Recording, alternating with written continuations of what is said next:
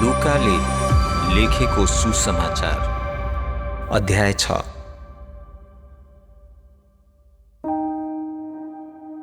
विश्रामको दिन यीशु खेतबाट गइरहनु भएको थियो। उहाँका चेलाहरूले गहुँका बाला टिपेर माड्दै खान थाले। त्यो देखेर केही फरिसीहरूले यीशुलाई भने, यिनीहरूले यस्तो गर्नु हुँदैन थियो। विश्रामको दिनमा फसलको कुनै काम गर्नु व्यवस्थाको विरुद्धमा हुन्छ। यीशुले जवाब दिनुभयो, तिमीहरूले धर्मशास्त्रमा पढेका छैनौ? दाउद र तिनका मानिसहरूले भोकाउँदा के गरे? तिनी परमप्रभुको मन्दिरभित्र फसे र पुजारीहरूको निम्ति मात्रै अलग गरिएको रोटी आफूले खाए र आफ्ना मानिसहरूलाई पनि दिए। त्यो पनि त व्यवस्थाको विरुद्धमा थियो। अनि यीशुले अझै भन्नुभयो, म मानिसको पुत्र त विश्राम दिनको पनि प्रभु हुँ। अर्को विश्रामको दिन यीशुले सभाघरमा गएर शिक्षा दिइरहनु भएको थियो। त्यहाँ दाहिने हात सुकेको एउटा मानिस पनि थियो। धार्मिक व्यवस्थाका शिक्षकहरू र फरिसीहरूले यीशुको सेवा गरिरहेका थिए। यीशुले त्यस मानिसलाई विश्राम दिनमा निको पार्नुभयो भने उहाँलाई व्यवस्था उल्लङ्घन गरेको आरोप लगाउन सकिन्छ भनी तिनीहरू पर्खिरहेका थिए। तर तिनीहरू के विचार गर्दैछन् भन्ने कुरा थाहा पाएर उहाँले त्यस हात सुकेको मानिसलाई भन्नुभयो, उठ र यहाँ माझमा खडा हो। यसरी त्यो मानिस अगाडि आयो। यीशुले आफ्ना आलोचकहरूलाई भन्नुभयो, म तिमीहरूलाई एउटा प्रश्न सोध्छु। विश्रामको दिनमा असल काम गर्नु उचित हो कि खराब? यो ज्यान बचाउने दिन हो कि नाश पार्ने? उहाँले ती हरेकलाई पालै पालो हेर्नुभयो र त्यस मानिसलाई भन्नुभयो, तिम्रो हात पसार। त्यसले हात पसार्यो र त्यो ठिक भइहाल्यो। त्यो देखेर यीशुका शत्रुहरू ज्यादै क्रोधित भए र अब उहाँलाई के गर्ने भनी आपसमा छलफल गर्न लागे। त्यसको लगत्तै पछि एक दिन यीशु पहाडतिर प्रार्थना गर्न जानुभयो र रातभरि परमेश्वरसँग प्रार्थना गर्नुभयो। बिहान उज्यालो भएपछि उहाँले आफ्ना सबै चेलाहरूलाई बोलाउनु भयो अनि तीमध्ये 12 जनालाई छानेर तिनीहरूलाई प्रेरित नाम दिनुभयो। तिनीहरू यिनै हुन्, सिमोन जसलाई पत्रुस पनि भनिन्छ, अन्द्रियास जो पत्रुसको दाजु हो, याकुब, यूहन्ना, फिलिप, बार्थोलोमाई, मत्ती, थोमा, याकुब जो अल्फायसको छोरो हो, सिमोन कनानी, उनलाई उग्रपन्थी पनि भनिएको छ, यहुदा जो याकुबको छोरो हो र यहुदा इस्करियोत जसले यीशुलाई धोका दिएको थियो। उहाँहरू पहाडबाट ओर्लनु भएपछि एउटा समतल जग्गामा उभिनुभयो। उहाँको वरिपरि सबै चेलाहरू र सारा यहुदिया, यरुसलेम, टुरोस अनि सिदोन समुद्रको उत्तरी किनारबाट आएका धेरै मानिसहरूको ठूलो भिड लागेको थियो। तिनीहरू उहाँको वचन सुन्न र आफ्ना रोग बिमारबाट निको हुन आएका थिए। अनि उहाँले तिनीहरूमध्ये धेरैजनाबाट भूतात्माहरू निकाल्नुभयो। सबैले उहाँलाई छुने कोसिस गरिरहेका थिए किनकि उहाँबाट निको पार्ने शक्ति निस्किएर धेरैलाई निको पारिरहेको थियो। तब यीशु आफ्ना चेलाहरूतिर फर्किनुभयो र भन्नुभयो, धन्य तिमी गरिबहरू, किनभने परमेश्वरको राज्य तिमीहरूलाई दिइएको छ। धन्य अहिले भोकाउनेहरू, किनभने तिमीहरू तृप्त हुनेछौ।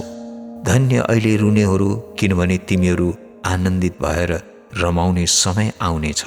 धन्य तिमीहरू जब मानिसहरूले तिमीहरूलाई मानिसको पुत्रको खातिर घृणा गर्नेछन्, बहिष्कार गर्नेछन्, गिल्ला गर्नेछन् र दुष्ट ठानी तिमीहरूका नाउँलाई अपमान गर्नेछन्। त्यस दिन रमाओ र खुसीले उफ्र, किनभने स्वर्गमा तिमीहरूको इनाम ठुलो हुनेछ, किनकि तिनीहरूका पुर्खाहरूले अगमवक्ताहरूलाई त्यसै गरेथे। धिक्कार तिमी धनीहरू, किनभने तिमीहरूले अहिले सुख चैन भोगिरहेका छौ। धिक्कार तिमी अहिले तृप्त हुनेहरू, किनभने तिमीहरूको अघि भोको रहनुपर्ने समय आउँदैछ।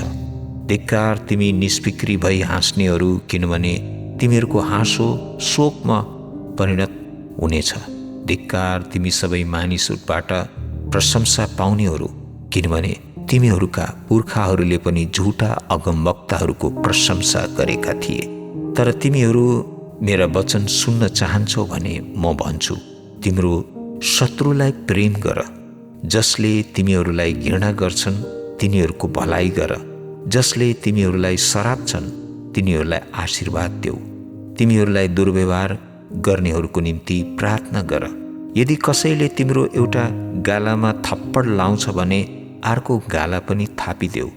कसैले तिम्रो खास्टो माग्छ भने त्यसलाई दौरा पनि देऊ। तिमीसँग भएको चिज माग्नेलाई देऊ अनि तिमीबाट लगिएको चिज फिर्ता लिने प्रयत्न नगर। अरूले तिम्रो लागि जस्तो गरून् भन्ने चाहन्छौ तिमीले पनि अरूको निम्ति त्यस्तै गर। आफूलाई प्रेम गर्नेलाई मात्रै प्रेम गर्छौ भने त्यो कुन ठुलो कुरो भयो र? पापीहरू पनि त त्यस्तै गर्छन्। आफ्नो उपकार गर्नेको मात्र उपकार गर्छौ भने त्यो कुन ठुलो कुरा हो र? त्यति त पापीहरूले पनि गर्छन्। यदि फर्काउन सक्नेलाई मात्र सापट्टि दिन्छौ भने के असल गर्यौ र?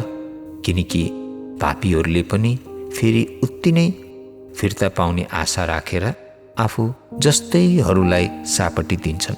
तर आफ्ना शत्रुहरूलाई प्रेम गर, तिनीहरूको भलाइ गर, तिनीहरूलाई फिर्ता पाउने आशा नराखिदेऊ, तब स्वर्गमा तिमीहरूको इनाम ठुलो हुनेछ। यसरी तिमीहरू सर्वोच्च परमेश्वरका सन्तान हुनेछौ, किनभने उहाँ बैगुनी र दुष्टहरूप्रति पनि कृपालु हुनुहुन्छ। तिमीहरू पनि आफ्ना पिता जस्तै कृपालु हुनुपर्छ। अरूको न्याय नगर र तिमीहरूको पनि न्याय गरिने छैन। अरूलाई दोष लगाउन छोड र तिमीहरूलाई दोष लगाइने छैन। यदि तिमीले अरूलाई क्षमा गर्यौ भने तिमीलाई पनि क्षमा गरिनेछ। यदि तिमीले दियौ भने तिमीलाई पनि दिइनेछ। तिमीलाई दिइने त्यो उपहार खाँदी खाँदी हल्लाई हल्लाई पोखिने गरी पोल्टामा दिइनेछ। तिमीले अरूलाई दिँदा जुन नापले दिन्छौ तिमीलाई पनि त्यही नापले दिइनेछ। अनि येशूले यो दृष्टान्त भन्नुभयो, दृष्टिविहीनले दृष्टिविहीनलाई डोर्याउन सक्दैन। के सक्छ र? के ती दुवै खाल्डोमा पर्दैनन् र? विद्यार्थी आफ्नै शिक्षकभन्दा ठुलो हुँदैन, तर कडा परिश्रम गर्ने विद्यार्थी शिक्षक जस्तै हुन सक्छ। जब तिम्रो आफ्नै आँखामा मुडो छ भने भाइको आँखामा भएको कसिङ्गरको किन चिन्ता गर्छौ? जब तिम्रो आफ्नै आँखामा मुडो छ र देख्न सक्दैनौ भने तिम्रो भाइको आँखामा भएको कसिङ्गर निकाल्छु भन्दै कसरी अघि सर्न सक्छौ? ए कपटी पाखण्डी, पहिले आफ्नै आँखाको मुडो निकाल र बल्ल तिमीले आफ्नो भाइको आँखामा भएको कसिङ्गर निकाल्न सकौला।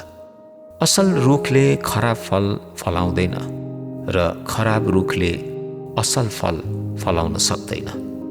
रुखलाई त्यसको फलद्वारा चिनिन्छ।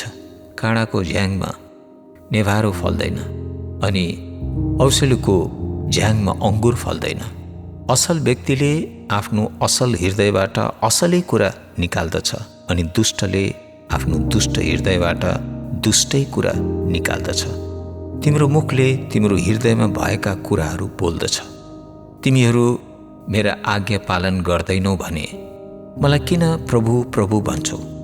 जो म कहाँ आएर मेरा वचनहरू सुन्छ र ती पालन गर्छ त्यो कस्तो मानिस हो? म तिमीहरूलाई बताउँछु। ऊ त्यो मानिस जस्तो हो जसले गहिरो खन्यो र चट्टानमाथि जग बसालेर घर बनायो। जब बाढी आयो र त्यस घरमा बजारियो तैपनि त्यो घरलाई केही पनि भएन। तर मेरो वचन सुनेर पनि त्यस अनुसार नगर्ने मानिस त्यो व्यक्ति जस्तो हो जसले जग नखनी घर बनायो। जब बाढी आयो र घरमाथि बजारियो तब त्यो घर पूर्ण रूपले ध्वस्त भयो।